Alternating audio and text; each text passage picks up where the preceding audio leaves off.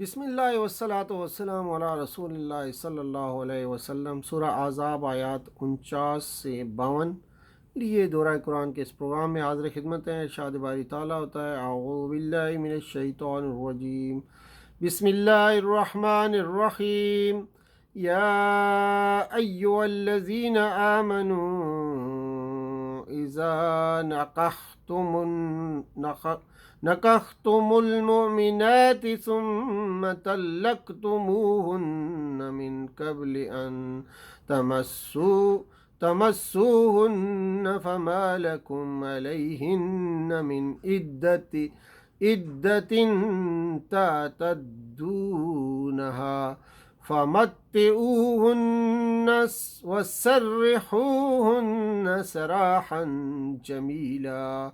صدق اللہ العظیم۔ رب اشرح لی صدری ویسر لی امری واحلل عقدۃ من لسانی یفقہوا قولی۔ اللہم ارنا الحق حقا وارزقنا اتباعہ وارنا الباطل باطلا وارزقنا اجتنابہ، آمین یا رب العالمین۔ یہاں نکاح سے مراد صرف عقد ہے، کیونکہ نکاح کے اصل معنی صرف عقد ہی کے ہیں، پھر یہ لفظ جمع ہم بستری کے لیے مجاز کے طور پر استعمال کیا گیا ہے۔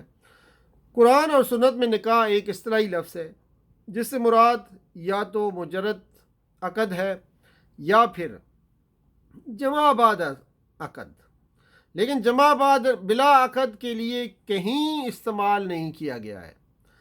آیت مذکورہ میں ہاتھ لگانے سے مراد صحبت ہے، خواہ حقیقتاً ہو یا حکماً ہو، جیسے بام خلوت صحیحہ میں ہو جائے تو یہ بھی صحبت کے حکم میں ہے۔ آیت مذکورہ میں نکاح و طلاق کے متعلق 3 احکام بیان کیے جا رہے ہیں۔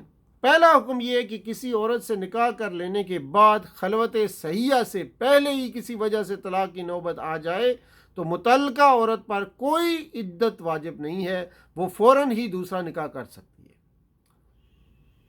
دوسرا حکم یہ ہے کہ متعلقہ عورت کو شرافت اور حسن خلق کے ساتھ کچھ سامان دے کر رخصت کیا جائے، یہ ہر متعلقہ کے لیے مستحب اور مسنون ہے۔ تیسرا حکم یہ دیا گیا ہے کہ یعنی ان کو بھلے طریقے سے رخصت کرو۔ بھلے طریقے سے رخصت کرنے کا مطلب صرف متع دینا نہیں ہے، بلکہ یہ بھی ہے کہ رخصت کرتے وقت شریفانہ طریقے سے بغیر بے عزتی کے رخصت کیا جائے۔ آیت میں مومن عورتوں کا لفظ استعمال کیا گیا ہے، لیکن تمام علماء امت کا اس پر اتفاق ہے کہ یہی حکم کتابیات کا بھی ہے۔ یہاں مخصوص طور پر صرف مومن عورتوں کے ذکر سے مقصود دراصل اس بات کی طرف اشارہ کرنا ہے کہ مسلمانوں کے لیے مومن عورتیں ہی موضوع ہیں۔ خلوت سے پہلے طلاق کی صورت میں عدت ساقط ہو جانے کے معنی یہ ہیں کہ اس صورت میں مرد کا حق رجوع باقی نہیں رہتا۔ یہ حکم صرف طلاق قبل خلوت کا ہے۔ اگر خلوت سے پہلے عورت کا شوہر مر جائے تو اس صورت میں عدت وفات ساقط نہیں ہوتی، بلکہ عورت کو وہی 4 مہینے 10 دن عدت کے گزارنے ہوں گے۔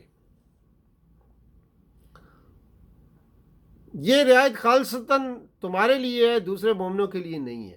اس فقرے کا تعلق اگر صرف قریب کے فقرے سے مانا جائے تو مطلب یہ ہوگا کہ دوسرے کسی مسلمان کے لیے جائز نہیں کہ کوئی عورت اپنے آپ کو اس کے لیے حبا کرے اور وہ بلا مہر اس سے نکاح کر لے۔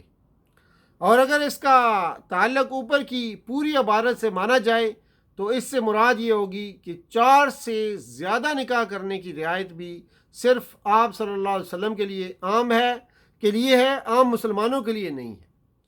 اس آیت سے یہ بھی معلوم ہوا کہ کچھ احکام نبی کریم صلی اللہ علیہ وسلم کے لیے خاص ہیں، جن میں امت کے دوسرے لوگ آپ صلی اللہ علیہ وسلم کے ساتھ شریک نہیں ہیں۔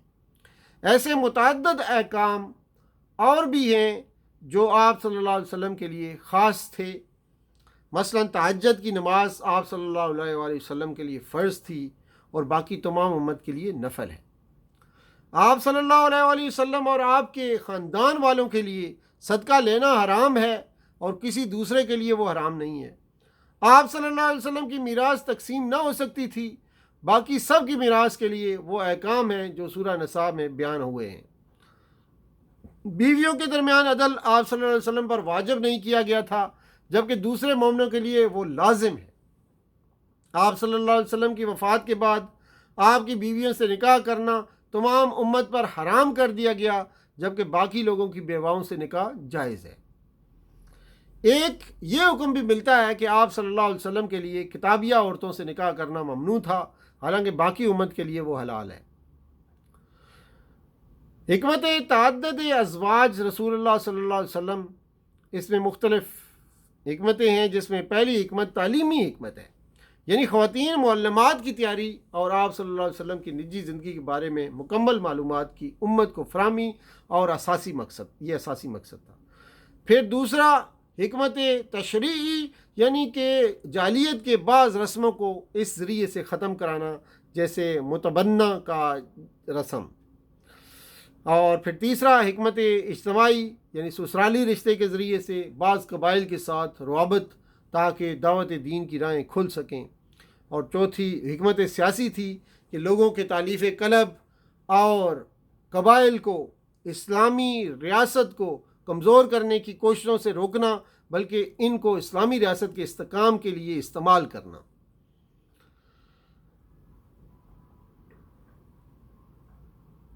تو یہ تھیں آج کی چند آیات جو آپ کے سامنے پیش کی گئیں۔ اختتام یوں ہو رہا ہے، فرمایا وَلَوْ أَعْجَبَكَ حُسْنُهُنَّ إِلَّا مَا مَلَكَتْ يَمِينُكَ وَقَانَ اللَّهُ عَلَى كُلِّ شَيْءٍ رَقِيبًا۔ صدق اللہ العظیم۔ وآخر دعوانا ان الحمد للہ رب العالمین، وصلی اللہ تعالی علی خیر خلقہ محمد وعلی آلہ واصحابہ اجمعین برحمتک یا ارحم الراحمین۔ والسلام علیکم ورحمۃ اللہ وبرکاتہ۔